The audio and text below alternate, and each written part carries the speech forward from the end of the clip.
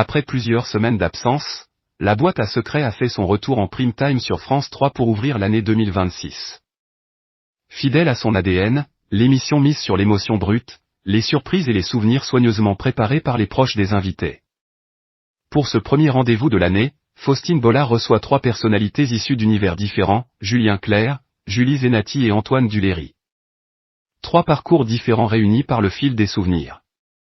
L'émission, lancée en 2019, s'est imposée comme un rendez-vous à part dans le paysage télévisuel.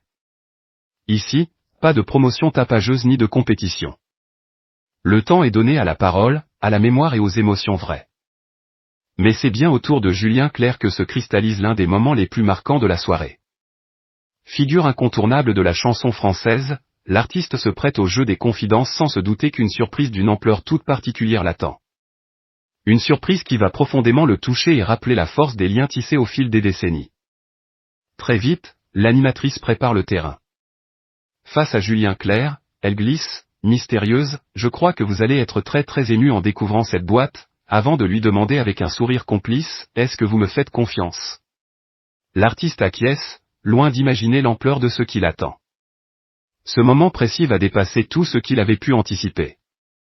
Car derrière cette boîte se cache une présence que personne n'attendait vraiment, tant elle est devenue rare sur scène. Lorsque Serge Lama apparaît sur scène, le temps semble se figer. L'artiste, physiquement diminué depuis des années et retiré de la scène par respect pour son public, a pourtant accepté de revenir chanter. Uniquement pour son ami de toujours. Face à un Julien Clerc debout, médusé, il entonne la cavalerie. Le regard de Julien Clerc ne le quitte pas. Il sourit, murmure les paroles, visiblement bouleversé. Mais Serge Lama ne s'arrête pas là. Après ce premier titre, il poursuit avec Le Patineur, puis enchaîne sur Ma préférence, offrant une traversée musicale chargée de souvenirs et de sens. Chaque chanson semble s'adresser directement à Julien Clerc.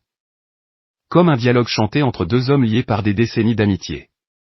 Le moment atteint son apogée lorsque Serge Lama s'adresse à son ami en chanson, concluant par ces mots simples et puissants, « Julien, je t'aime ».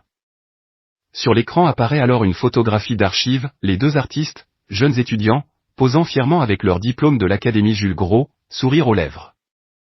Une image qui renvoie à leur début, bien avant la gloire, lorsque tout restait à construire. L'émotion est générale. Julie Zenati, également invitée, a les larmes aux yeux.